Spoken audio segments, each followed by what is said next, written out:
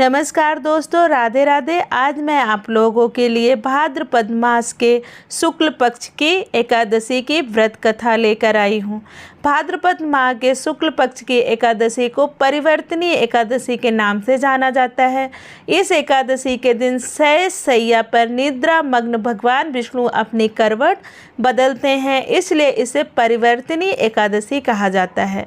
इस एकादशी को अनेकों नामों से जाना जाता है, जैसे पद्मा एकादशी, जल झूलनी एकादशी, वामन एकादशी, डोल ग्यारस आदि एकादशी के नाम से जाना जाता है। इस एकादशी के दिन भगवान विष्णु के साथ माता लक्ष्मी का पूजन करना चाहिए। सुख समृद्धि की प्राप्ति होती है। इस दिन भगवान श्री कृष्ण की पूजा करने का भी विधान है। इस दिन माता यशोदा का जलवा पूजन किया गया था। इसे पद्मा एकादशी इसलिए कहा जाता है क्योंकि इस दिन माँ लक्ष्मी का पूजन करने से आर्थिक तंगी दूर होती है। इस दिन भगवान विष्णु के वामन अवतार की पूजा की जाती है। इस दिन राजा बलि से भगवान विष्णु ने वामन रूप में उनका सब कुछ दान मांग लिया था। उनकी भक्ति से प्रसन्न होकर अपनी प्रतिमा भगवान विष्णु ने सौंप दी थी। इस वजह से इसे वामन ग्यारस भी कहते हैं। इस व्रत का विशेष महत्व है।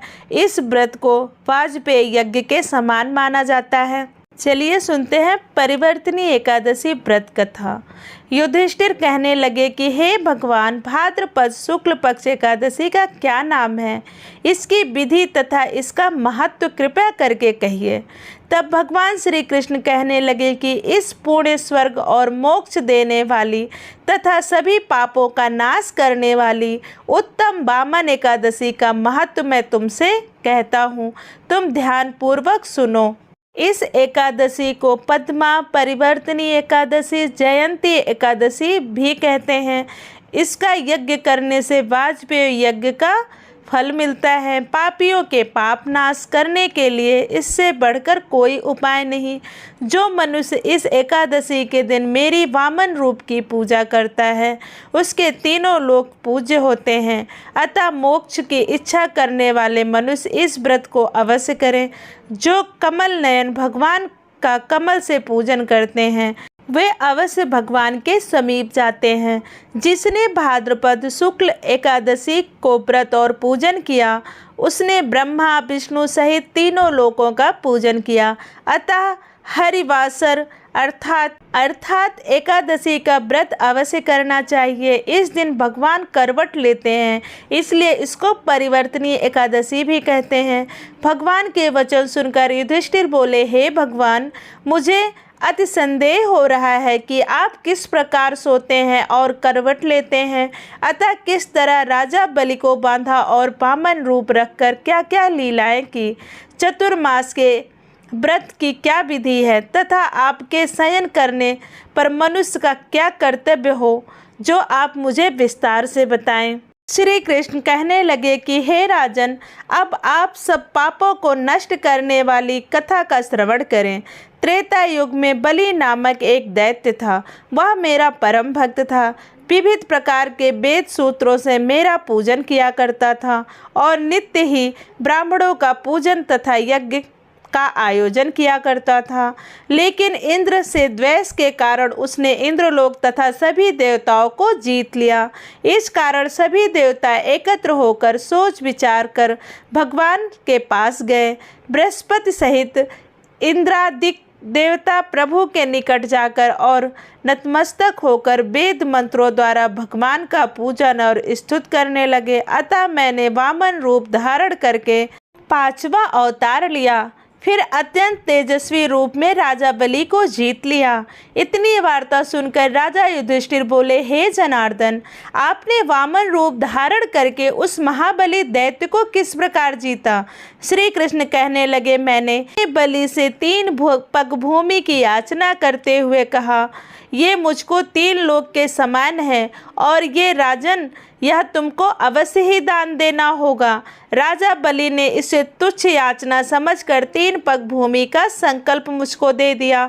मैंने अपने त्रिविक्रम रूप को बढ़ाकर यहाँ तक कि भूलोक में पद, भूवरलोक में जांग, स्वर्गलोक में कमर, महलोक में पेट, जनलोक में हृदय, यमलोक में कंठ की स्थापना कर सत्यलोक में मुख, उसके ऊपर मस्तक स्थापित किया।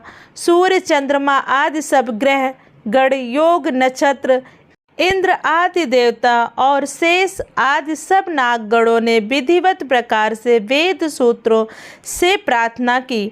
तब मैंने राजा बलि का हाथ पकड़कर कहा कि हे राजन, एक पद में पृथ्वी, दूसरे में स्वर्गलोक पूर्ण हो गया, अब मैं तीसरा पग कहाँ रखूं?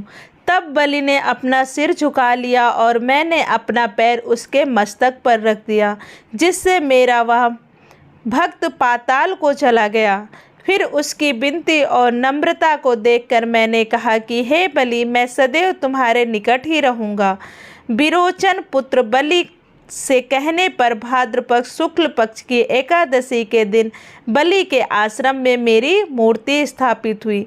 दूसरी क्षीर सागर में शेष नाग के पीठ पर हुई है। राजन, इस दिन एकादशी को भगवान शयन करते हुए करवट लेते हैं, इसलिए तीनों लोकों के स्वामी भगवान विष्णु का उस दिन पूजन करना चाहिए। इस दिन तांबा, चांदी, चावल और दही आदि का दान करना उचित है। रात्रि को जागरण अवश्य करना चाहिए।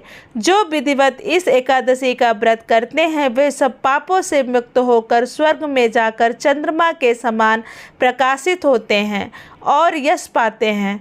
जो पापनाशक इस कथा को पढ़ते या सुनते हैं उनको 1000 अश्वमेध यज्ञ का फल प्राप्त होता है।